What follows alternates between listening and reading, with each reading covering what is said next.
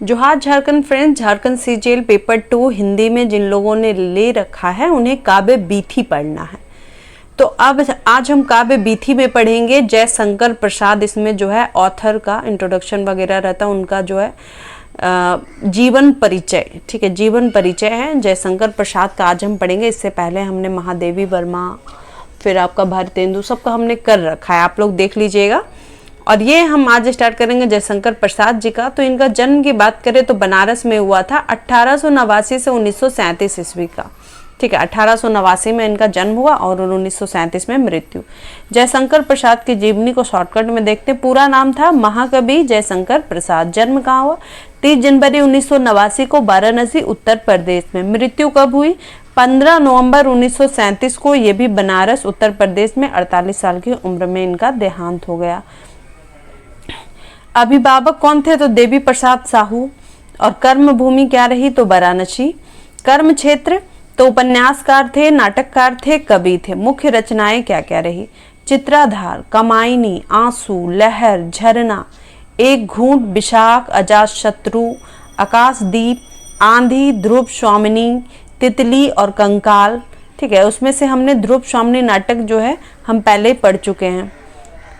उसके बाद विषय की बात करें तो कविता भी लिखा उन्होंने, उपन्यास, नाटक और निबंध। भाषा क्या रखी? तो हिंदी में भी, ब्रज भाषा में भी और खड़ी बोली में भी। तो जयशंकर प्रसाद का अब जीवन परिचय थोड़ा डिटेल से देखना स्टार्ट करते हैं। तो इनका जन्म हमने देखा कि काशी का जो है एक प्रसिद्ध वैश्य परिवार था। 30 जनवरी 1989 को हुआ, 30 जनवरी 1889 को हुआ। इनका परिवार जो है सुंगनी साहू के नाम से प्रसिद्ध था काशी में। इसका रीजन क्या था कि ये लोग जो है तंबाकू का बिजनेस करते थे। प्रसाद जी का जो दादाजी थे शिवरतन साहू और जो पिताजी देवी प्रसाद, तो ये लोग जो है शिव के परम भक्त और दयालु थे। प्रसाद जी के पितामह शिव के, ठीक है, परम भक्त और दयालु थे। इनके पिता भी अत्यधिक उदार और साहित्य प्रेमी थे। तो प्रसाद जी का जो बचपन की बात करें तो सुख के साथ व्यतीत हुआ। बचपन में ही अपनी माता के साथ उन्होंने धारा क्षेत्र, ओंकारेश्वर, पुष्कर, उज्जैन, ब्रज, ये सब का तीर्थ यात्रा की। अमरकंटक पर्वत श्रेणी के बीच उन्होंने नर्मदा में नाव के द्वारा भी इन्होंने यात्रा की। यात्रा से लौटने के बाद प्रसाद जी के पिता का स्वर्गवास हो गया। तो पिता की मृत्यु हो जाने के 4 साल बाद जो है इनकी माता भी संसार छोड़कर चली जाती हैं और इस बीच उनका पालन पोषण, शिक्षा दीक्षा का प्रबंध जो है उनके बड़े भाई शंभू रत्न जी ने किया। सबसे पहले प्रसाद जी का नाम जो है क्वींस कॉलेज में लिखवाया गया था, लेकिन स्कूल की पढ़ाई में इनका मन नहीं लगा और इनका जो शिक्षा है, एजुकेशन है, वो घर पर ही उसका मैनेज किया गया कि घर पर होगा। फिर घर पर ही वो योग शिक्षक हो गए। अंग्रेजी, संस्कृत इसका पढ़ाई करवाने लगे, अध्ययन करने लगे, पढ़ने लगे। तो प्रसाद जी के स्टार्टिंग में साहित्य के प्रति जो है प्रेम था और वो हमेशा साहित्यिक पुस्तकें पढ़ा करते थे। जब भी उनको अपॉर्चुनिटी मिलती थी, अवसर मिलता था, तो कविता भी वो किया करते थे। तो इनके भाई इनकी काव्य रचना में पहले तो बाधा डालते थे, पर जब देखे कि प्रसाद जी का मन जो है काव्य रचना में ही अधिक है, ठीक है, तो अधिक लग रहा है, तो इसलिए उन्होंने जो है पूरा उनको स्वतंत्र कर दिया। तो प्रसाद जी के हृदय को गहरा आधा, तब उन्होंने इसकी पूरी स्वतंत्रता इन्हें दे दी, ठीक है। जब उनके भाई इन पर मतलब पाबंदी लगा रहे थे तो प्रसाद जी को भाई बुरा लग रहा था। अब साहित्यिक परिचय देखेंगे तो जयशंकर प्रसाद का जीवन परिचय जो है बचपन में ही हमने देखा कि प्रेम और रुझान हिंदी साहित्य की ओर दिखता है और 9 साल की उम्र में ही इनके गुरु थे रसमय सिद्ध को एक सवैया लिखकर दिया था। इसका नाम क्या था? कलाधर। तो पहले इनके बड़े भाई जो थे शंभू रत्न, वो चाहते थे कि उनका जो बिजनेस है, ठीक है, उसको संभाले, लेकिन जब उन्होंने देखा कि काव्य रचना के प्रति प्रेम बहुत है तो जयशंकर प्रसाद को पूरी छूट दे दी। तो उनके बड़े भाई की भी सहमति और आशीर्वाद के साथ जो है पूरे दिलो जान से वो हिंदी साहित्य लेखन और काव्य रचना के क्षेत्र में लग गए। अब जयशंकर प्रसाद की रचनाएं देखते हैं तो उनकी रचना इतनी ज़्यादा है कि भारत के गौरवमय इतिहास और संस्कृति से एक तो अनुप्राणित है। कमायनी जो है उनका सबसे लोकप्रिय महाकाव्य है और इसका आनंदवाद की नई संकल्पना समरसता का संदेश नहीं थे। इनकी प्रमुख रचनाएं क्या है? झरना, आंसू, लहर, कमायनी, प्रेम पथिक, स्कंद गुप्त, चंद्रगुप्त, ध्रुव स्वामिनी, जन्मेजय का नागयज्ञ, राज्यश्री, अजातशत्रु, विशाख, एक घूंट, कामना, करुणालय, कल्याणी, परिणय, अग्निमित्र, प्रायश्चित सज्जन, छाया, प्रतिध्वनि। प्रायश्चित सज्जन जो है अग्निमित्र प्रायश्चित सज्जन ये नाटक है। छाया, प्रतिध्वनि, आकाशदीप, आंधी, इंद्रजाल कहानी संग्रह है और ककाल, तितली, इरावती ये उपन्यास है।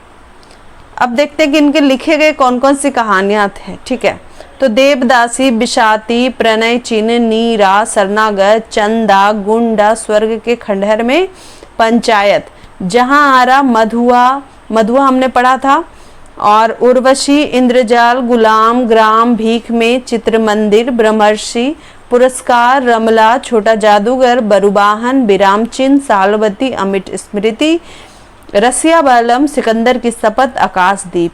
अब इनका कौन कौन सा कविता जो लिखा हुआ है वो देखते हैं। पेशोला की प्रतिध्वनि उन्होंने कविता लिखी है। शेर सिंह का शस्त्र समर्पण, अंतरिक्ष में अभी सो रही है, मधुर माधवी संध्या में, ओरी मानस की गहराई, निधरक तूने ठुकराया तब, अरे आ गई है भूल सी, शशि सी वह सुंदर रूप विभा, अरे कहीं देखा है तुमने, काली आंखों का अंधकार, चिर त्रिषित कंठ से तृप्त विधुर और जगती को मंगलामयी उषा बना। इसके अलावा भी है, आप पलक जगती हो एक रात, वसुधा के आंचल पर जग की सजल कालिमा रजनी, मेरी आंखों की पुतली में, कितने दिन जीवन जल निधि में, कोमल कुसुमों की मधुर रात, अब जागो जीवन के प्रभात, तुम्हारी आंखों का बचपन, अरे वह अधीर यौवन, आंखों से अलग जगाने का को उस दिन जब जीवन के पथ में, और हे सागर संगम अरुण नील। इनकी साहित्यिक विशेषताएं देखते हैं तो हिंदू नामक जो है इनका मासिक पत्रिका जो है इन्होंने ही एडिटिंग की है। साहित्य में इनका अलग ही पहचान है। प्रेम, समर्पण, कर्तव्य और बलिदान की भावना से ओतप्रोत इनकी कहानियां हम लोग को देखने को मिलती है। हिंदी साहित्य को अपनी साधना समझते थे और महाकवि जयशंकर प्रसाद जो हिंदी साहित्य में योगदान देने वाले सर्वश्रेष्ठ रचनाकारों में से एक थे। तो हिंदी साहित्य में अपना बहुत योगदान दिया। उन्होंने अपनी कहानियों, नाटक, कविताओं के जरिए हिंदी साहित्य को अपना जो है मधुरता वहाँ बिखेरा। राजनीतिक संघर्ष तथा संकट की स्थिति में राजपुरुष का व्यवहार उन्होंने बड़ी गहराई से समझा और लिखा। फिर जयशंकर प्रसाद जी ने यथार्थ और आदर्शवादी रचनाकारों का सूत्रपात किया। अब नाटक देखते हैं। तो प्रसाद जी ने 8 ऐतिहासिक, 3 पौराणिक और 2 भावात्मक कुल 13 नाटकों की सर्जना की। कितनी? तो 13 नाटकों की। कामना और एक घूंट को छोड़कर ये नाटक मूलतः इतिहास पर आधारित हैं। इन्होंने महाभारत से लेकर हर्ष के समय तक के इतिहास की से सामग्री ली गई है। वे हिंदी के सर्वश्रेष्ठ नाटककार हैं और उनके नाटकों का जो सांस्कृतिक और राष्ट्रीय चेतना इतिहास के भित्ति पर संस्थित है। स्कंद गुप्त, ध्रुव स्वामिनी, यज्ञ, कामना, चंद्रगुप्त, जन्मेजय का नाग, राजश्री, एक घूंट। ठीक है, ये सब हो गया नाटक। अब हम देखेंगे जयशंकर प्रसाद की भाषा शैली। तो इनका जो भाषा शैली है वो खड़ी बोली की तरफ भी मतलब चूंकि वो धीरे धीरे वो खड़ी बोली की तरफ भी आते गए। और उससे पहले अगर हम बात करें तो ब्रज भाषा में उन्होंने स्टार्ट की, फिर उन्होंने खड़ी बोली में की, फिर उनका भाषा जो है उनको ये भाषा शैली पसंद आई, खड़ी बोली। और उनके रचनाओं में मुख्य रूप से भावनात्मक, विचारात्मक, इतिवृत्तात्मक और चित्रात्मक भाषा शैली का प्रयोग देखने को मिलता है। मीठी है इनकी शैली जो है, बहुत ही मीठी सरल भाषा में है जिसको कोई भी आसानी से पढ़ और समझ सकता था। जयशंकर प्रसाद के लेखन का दूरगामी प्रभाव हिंदी काव्य में एक तरह से छायावाद की स्थापना का श्रेय जयशंकर प्रसाद को जाता है। इनके द्वारा रचित खड़ी बोली के काव्य में न केवल कमनीय माधुर्य की रस सिद्धि धारा प्रवाहित है बल्कि जीवन के छोटे और व्यापक आयामों के चित्रण की शक्ति भी संचित है। कमायनी जो है इनका सबसे इम्पॉर्टेंट है, इतना याद रखिएगा। तो जयशंकर प्रसाद के बाद के कई प्रगतिशील और नई कविता दोनों धाराओं के प्रमुख आलोचकों को उसकी लेखनी को खूब सराहा। ठीक है, इसकी वजह से बाद में खड़ी बोली हिंदी काव्य की निर्विवाद सिद्ध भाषा बन गई। फ्रेंड्स, अब हम लगाएंगे इसका एमसीक्यू। तो हमारा फर्स्ट क्वेश्चन क्या है कि प्रसाद की पहली कृति कौन सी है? तो वो हो जाएगा चित्रधार है, जयशंकर प्रसाद की। नेक्स्ट है कि प्रसाद की ब्रज भाषा रचनाओं के महत्व केवल किस प्रकार की है? तो ऐतिहासिक। नेक्स्ट है कि प्रसाद जी किस मासिक पत्र के लिए नियमित रूप से लिखा करते थे? तो वो था इंदु। नेक्स्ट है कि प्रसाद जी किस काव्य के आधार पर छायावादी कहे जाते हैं? तो वो आपका हो जाएगा झरना। नेक्स्ट है कि प्रसाद जी का किस रचना में छायावादी रूप का उत्कर्ष प्राप्त हुआ है? तो ये आपका हो जाएगा चित्रधार। नेक्स्ट है कि प्रसाद जी का किस रचना में आनंदवादी दर्शन के साथ साथ रहस्यवादी की पुष्टि होती है? तो इसका आंसर आपका हो जाएगा क्या? इसका आंसर आपका हो जाएगा लहर। नेक्स्ट है कि प्रसाद जी की किस रचना में उनकी जिज्ञासा के दर्शन होने लगा था? तो ये हो जाएगा आपका चित्रधार। नेक्स्ट है कि प्रसाद जी ने जिज्ञासा को लेकर किसकी रचना की थी? तो उन्होंने जो है प्रेम पथिक की रचना की थी जिज्ञासा को लेकर। नेक्स्ट है प्रसाद जी का जिज्ञासा भाव की वृद्धि किस रचना में हुई है? तो ये हुई है आपका झरना में। नेक्स्ट है कि प्रसाद जी के किस काव्य में वेदना का सुंदर कथन हुआ है? तो वो है आपका आंसू। नेक्स्ट है कि प्रसाद जी के काव्य में किस भाव का विशेष महत्व है? तो ये आपका हो जाएगा लक्षणक्ति, ऑप्शन नंबर बी। नेक्स्ट है जयशंकर प्रसाद कैसे कवि हैं? तो जयशंकर प्रसाद जो हैं आपके कालजयी, ऑप्शन नंबर सी। नेक्स्ट है अपनी अदम्य जिज्ञासा के कारण ही मनुष्य प्रकृति के रहस्यों का क्या कर सकता है? तो उद्घाटन। नेक्स्ट है कि साहित्यकारों का आदर्श क्या है? तो उनका आदर्श है सत्य शिव और सुंदर, सत्यम शिवम सुंदरम। नेक्स्ट है कि प्रसाद जी रचनाएं आरंभिक काल में किस वेदना से जुड़ी थी? तो ये जुड़ी हुई थी व्यक्तिगत। नेक्स्ट है कि प्रसाद जी की अंतिम रचना आंसू में कौन सी भावना से संबंध है? तो विश्व कल्याण। नेक्स्ट है कि आचार्य रामचंद्र शुक्ल की दृष्टि में आंसू कैसी कृति है? तो स्मृति काव्य। आंसू काव्य में प्रसाद जी ने कौन सी अभिव्यक्ति दी है? तो उन्होंने जो है दर्द भरी अभिव्यक्ति दी है। नेक्स्ट है कि आंसू की भावभूमि कैसी है? तो आंसू की भावभूमि जो है वो विकासशील है। अब हम देखेंगे नेक्स्ट क्वेश्चन। तो नेक्स्ट क्वेश्चन है कि प्रसाद जी अन्य छायावादी कवियों की तरह क्या थे? तो वो जो हैं सुखी जीवन के अनुकूल थे। नेक्स्ट है कि लक्ष्मी नारायण मिश्र पर जयशंकर प्रसाद की अपेक्षा अधिक क्या क्यों थी? ठीक है, तो ये आपका आंसर हो जाएगा क्या थे? तो ये सतर्क। नेक्स्ट है कि छायावादी कवि और प्रेम और मस्ती के कवियों में क्या अंतर है? ठीक है, तो वो हम देखते किसका अंतर है। तो आपका हो जाएगा व्यक्ति चेतना से ऊपर उठकर मन और फिर आत्मा को स्पर्श करती है, जबकि व्यक्तिगत निष्ठा चेतना शरीर से मन तक ही सीमित रहता है। नेक्स्ट है कि प्रेम और मस्ती के कवियों के प्रणय को किस रूप में स्वीकार किया गया है? तो ये किया गया है आपका साध्य के रूप में। नेक्स्ट है कि छायावादी कवि प्रणय को जीवन के किस रूप में रखे हैं? यथार्थ के रूप में। प्रेम और मस्ती के कवियों के काव्य में जीवन के विषय में किसी व्यापक परिकल्पना या सिद्धांत का क्या मिलता है? तो ये आपका हो जाएगा अभाव। नेक्स्ट है कि प्रेम और मस्ती के कवि प्रणय में तल्लीन हो जाने को कि क्या रखते हैं? तो ये आपका हो जाएगा इच्छा। नेक्स्ट है कि छायावादी कवियों की भावना प्रणय के क्षेत्र में कैसी है, तो वो है प्रेम भावना। नेक्स्ट है कि नई कविता के कवियों की भावना प्रणय के क्षेत्र में कैसी है, तो वो आपका हो जाएगा यौन भावना है। नेक्स्ट है कि प्रेम और मस्ती के कवियों में ने कहीं कहीं नैतिक मर्यादा को भी क्या कर गए हैं, तो वो क्या कर गए हैं, तो भाई अतिक्रमण कर गए हैं, ऑप्शन नंबर बी। नेक्स्ट है द्विवेदी युगीन नैतिकता के कठोर बंधनों के प्रति विद्रोह किया। इस बाद के कवियों ने किस बाद के कवियों ने, तो देखते हैं। तो उसका आंसर आपका हो जाएगा छायावादियों।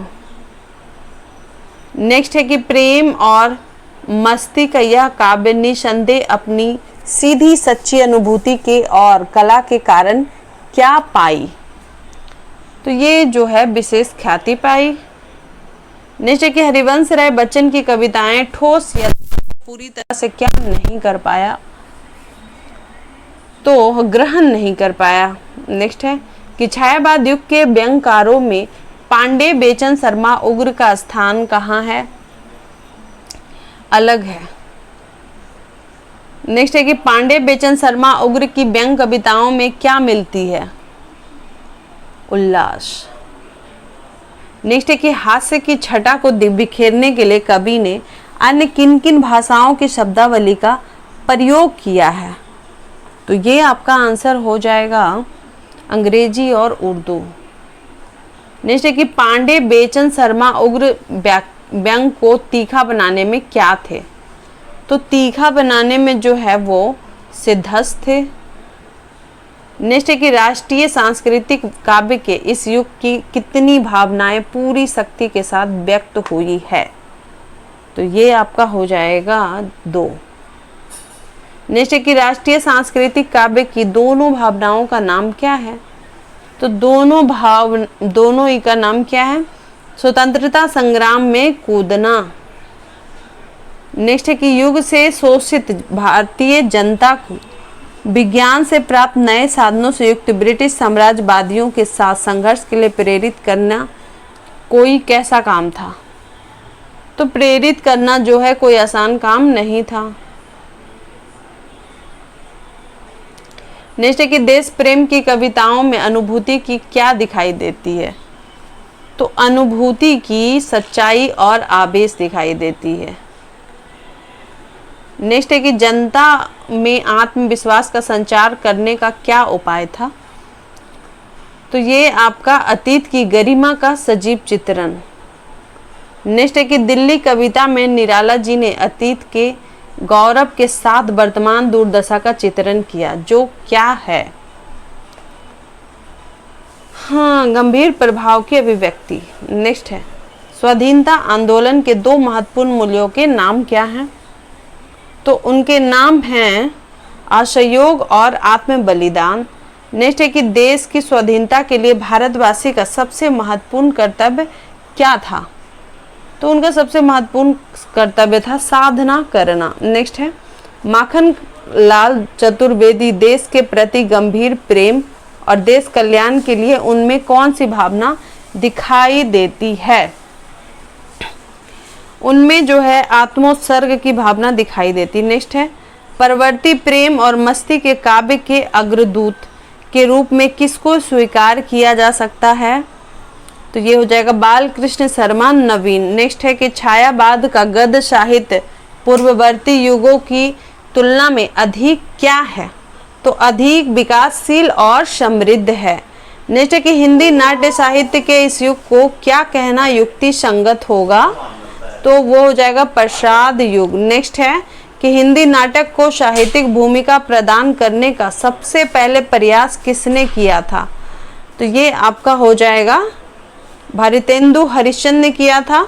नेक्स्ट है कि भारतेंदु ने स्वयं नाटक लिखने और अपने सहयोगों को इस ओर क्या किया, ठीक है, तो ये आपका हो जाएगा प्रवृत्त किया। नेक्स्ट है कि प्रसाद जी मुख्यतः किस नाटककार में के रूप में प्रतिष्ठित हुए, तो ऐतिहासिक। नेक्स्ट है कि प्रसाद के नाटकों में किस नाटक का विशिष्ट स्थान है, तो वो हो जाएगा ध्रुव स्वामिनी, जो हम पढ़ चुके हैं, हमारा सिलेबस में है। नेक्स्ट है कि हरिकृष्ण प्रेमी ने अपने नाटकों में हिंदू मुस्लिम को किस एकता की बात करते हैं, तो ये आपका हो जाएगा सांस्कृतिक। नेक्स्ट है कि लक्ष्मी नारायण। अब हम पढ़ेंगे दूसरा, रामधारी सिंह दिनकर का। इनका जन्म हुआ था बिहार के सिमरिया में, 1908 में जन्म हुआ था, 1974 में मृत्यु हुई। अब शॉर्टकट में देखेंगे, पूरा नाम था रामधारी सिंह दिनकर, कलम नाम क्या था, दिनकर। जन्म तिथि थी 23 सितंबर 1908। जन्म स्थान कहाँ, बेगूसराय जिला, बिहार, सिमरिया घाट। मृत्यु तिथि 24 अप्रैल 1974 को। और उसके बाद मृत्यु स्थान कहाँ, तो मद्रास, तमिलनाडु। आयु मृत्यु के समय 65 साल के थे। व्यवसाय क्या था, कवि थे, लेखक थे। अवधि कौन सी थी, आधुनिक काल के समय। और आपका राष्ट्रीयता इंडियन। शिक्षा बीए किए हुए थे। भाषा उनका ओजपूर्ण भाषा था। शैली की बात करें तो प्रवाह युक्त, उद्भवन शैली, गंभीर, विचारात्मक। रचनाएं अगर हम देखते तो काव्य में हो जाएगा रेणुका, हुंकार, कुरुक्षेत्र, रश्मि रथी, परशुराम की प्रतिज्ञा। गद्य की बात करें तो अर्धनारीश्वर, बट पीपल, उजली आग, भारतीय संस्कृति के 4 अध्याय। पुरस्कार की बात करें तो 1959 में साहित्य अकादमी पुरस्कार इनको मिला और उसी साल पद्म भूषण भी मिला और 1972 में इनको भारतीय ज्ञानपीठ पुरस्कार मिला। तो राष्ट्रीय भावना और सांस्कृतिक चेतना के ओजस्वी कवि दिनकर, जो किसान परिवार में इनका जन्म हुआ था। इनके पिता का नाम था रवि सिंह, माता मनरूप देवी थी। ये जब 2 साल के थे तो इनके पिताजी का देहांत हो गया और इनका जो प्राइमरी एजुकेशन है, जो प्रारंभिक शिक्षा है अगर कहें तो अपने गांव से हुई। फिर 1928 में इंटर किए और 1932 में जो है पटना विश्वविद्यालय से जो है इतिहास में उन्होंने क्या किया, बीए ऑनर्स किया। स्टार्टिंग में दिनकर जी का जीवन बहुत ही संघर्ष भरा रहा है ना। उनका अगर बात करें अर्निंग के लिए, आजीविका के लिए बहुत सारा काम किए। हाई स्कूल में जो है टीचर बने, जो रजिस्ट्रेशन ऑफिस होता है, रजिस्ट्री ऑफिस, उसमें भी जो है वो सब रजिस्ट्रार बने। उसके बाद युद्ध प्रचार विभाग में सहायक बने। बिहार सरकार के जनसंपर्क विभाग में उपनिदेशक रहे। बिहार विश्वविद्यालय के हिंदी विभागाध्यक्ष जैसे पदों को उन्होंने सुशोभित किया। तो 1952 से 1964 तक राष्ट्रपति द्वारा वो नॉमिनेट किए गए थे, राज्यसभा के सदस्य बने रहे।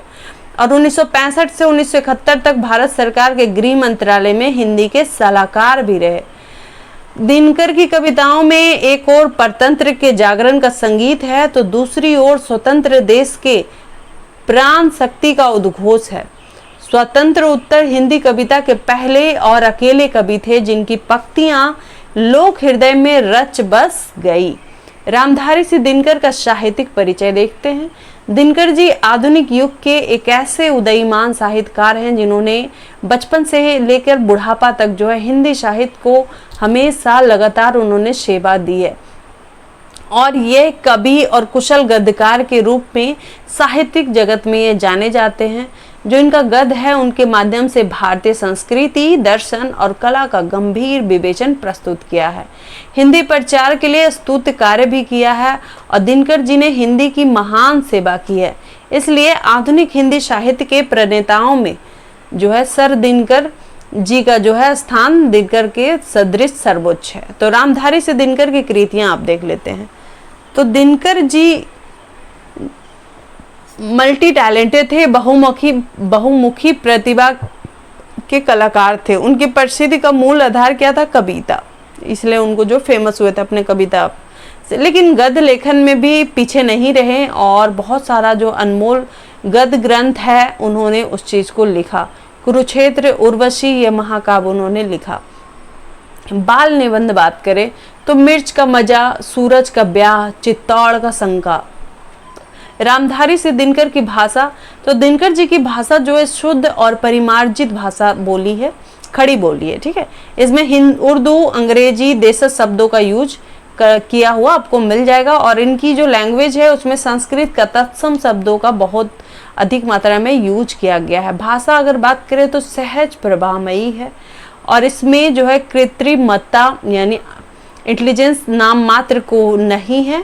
मुहावरा और कहावत का प्रयोग से भाषा सजीव और ओजमयी हो गया है। भाषा सर्वत्र परिवर्तित होती है, विषय के अनुरूप ही इनकी भाषा सभी जगह अलग अलग होती रहती है। तो रामधारी सिंह दिनकर की शैली देखते हैं तो इसको 3 भागों में इन्होंने बांटा है, विवेचनात्मक शैली, उद्धरण शैली और सूक्ति शैली। तो इनकी गद्य की जो प्रमुख शैली है वो विवेचनात्मक है। शैली प्रभाव, उत्पादक तथा सार युक्त है। उद्धरण शैली में लेखक अपनी बात की पुष्टि के लिए जो अदर स्कॉलर थे, अन्य विद्वान थे, उसके कथनों को उद्धृत करता चलता है। सूक्ति शैली में इस प्रकार के उदाहरण दिए जाते हैं जिसका सार्वजनिक महत्व होता है। दिनकर जी की शैली में इस प्रकार के उद्धरण और सूक्ति वाचनों की भरमार है। ईर्ष्या तू न गई मेरे मन से पाठ इनके इस शैली का एक ज्वलंत उदाहरण है। इस प्रकार दिनकर जी एक चतुर भाषा शिल्पी और कुशल शैलीकार है। अब इनकी प्रमुख कृतियां पढ़ लेते हैं।